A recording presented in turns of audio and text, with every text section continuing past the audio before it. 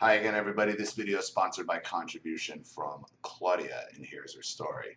Hi, Ollie. This is a follow-up to when the golden child continues his abuse into adulthood.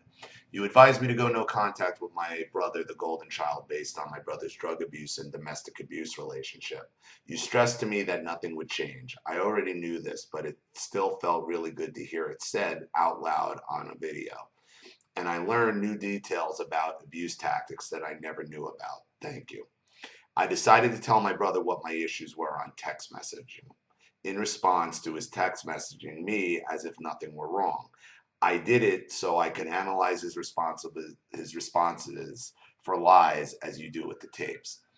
I mentioned that his gloating, that my mother liked him better than I because he was nicer to him, was a reenactment of old family roles. I explained the scapegoat golden child to him and called him a flying monkey from our mother's grave. He evaded what I said, would not address specifics. They never do. He just kept writing things that were meant to induce guilt, such as, "You are so mean. Sorry if the truth is mean." Not that it wasn't true, now it's just you're mean. So he's just using the same old narcissistic tactics. In essence, just gaslighting you. Continuing to gaslight you, which is why it's never worth it to try to explain yourself to them. They know. They know why you're no contact. It's not a mystery to them. They know exactly why. For months I've been thinking about why contact with him is so stressful. Then I realized that it felt as if he was threatening me, as if I am our abusive mother. I'm nothing like her. I have kids, but there is no violence, drinking, screaming, or hitting in their environment. Can you believe he dropped a clue on text messaging that I was right? When I sent him the text telling him I thought he was a flying monkey from our mother's grave, he replied, "I just had a nice conversation with her last week." Then he sent another text saying, "I had a nice conversation with you last week." When I wouldn't give in to the guilt, he vowed never to speak to me again and said I was torturing him. Fine with me. Ollie, I believe he was deliberately gaslighting me by treating me as if I was our abusive mother, as a last-ditch effort to instill guilt and prevent me from defending myself from him. Still, there is always a doubt that things like this are done on purpose in my mind. I read too much Freud and can be fooled into believing things are subconscious. My brother knows this. He even said to me once, "I have no subconscious mind." You covered all this in your video, The Calculating Evil of the Narcissist, but please break the concept again, step by step. How do you know the gaslighting is intentional and not subconscious? How do you subconsciously lie?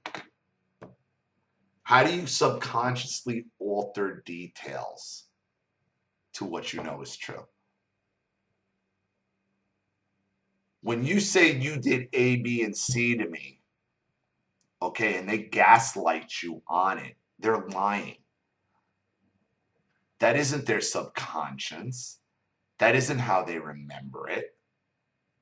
That's them. That's what they do. Look at his tactics. His tactics are all of guilt because that's what he knows how to do. That's how he's used to getting his way, is through guilt. He doesn't actually deny it.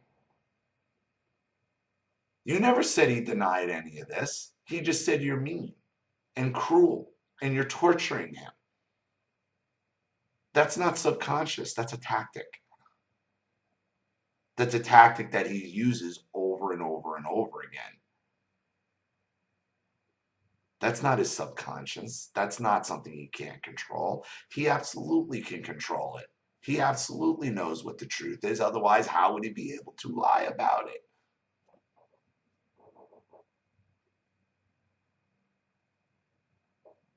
But this is why I say trying to explain why you're no contact with a narcissist is pointless.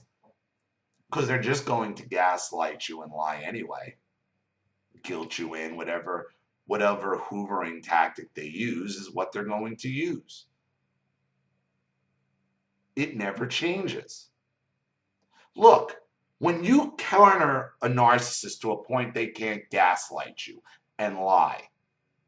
That's when they become nasty and they keep changing tactics. That's not the subconscious changing tactics. It's them. It's their head. It's their calculation. It's them. Shit, what do I say now? If I say this, I can make her feel guilty. If I bring this up from 22 years ago, okay, and then maybe that will get her, to doubt herself. Make her feel guilty, make her feel like the bad person. The subconscious doesn't trying to make you feel like a bad person. That's them. Their subconscious doesn't need narcissistic supply. They need narcissistic supply. Your conscience, your subconscious tries to protect you, tries to show you what's right and what you should do. The narcissist runs from their conscience. They run from their subconscious and they let their own evil desires run their lives. It's not their subconscious. The narcissist will never listen to their conscience because they don't have one. They don't have one. So if they don't really have a conscience, how could they have a subconscious? I think everybody somewhat has some kind of ability to know right from wrong.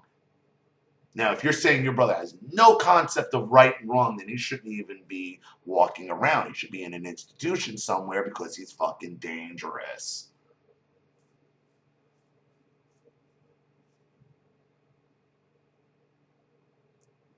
I know you want to believe that there's something that these people can't control. That this is your brother, this is your family, whatever it is. Somehow, some way, it's not him, it's not, I'm sorry, it's him. It's him, it's your mother, it's what it is.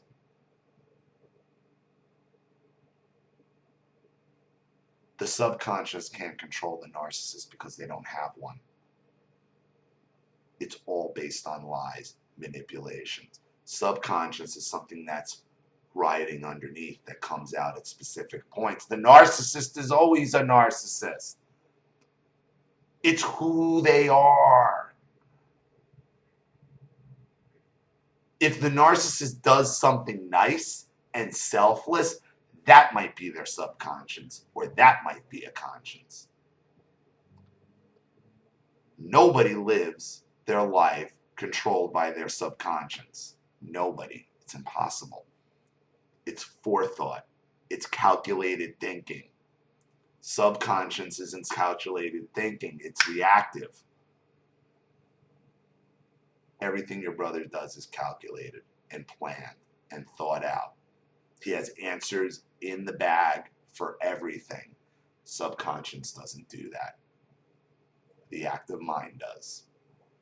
So, thank you so much for your contribution. Thank you for your topic. I really appreciate it. I hope that helps and answers your questions. Thank you to everybody watching. Please leave any opinions or advice in the comment section below. And again, if you want your story read on the channel, you have a topic you'd like me to cover or a narcissist you'd like to expose, you know what to do with my PayPal link, which supports the channel, and my email link to send your stories in the description box. And remember, when you do send your stories, please put at the top of the email whether the story is with or without contribution, and please be clear what name you would like to go by. This is Ollie Matthews. Thanks for watching. See you all again soon.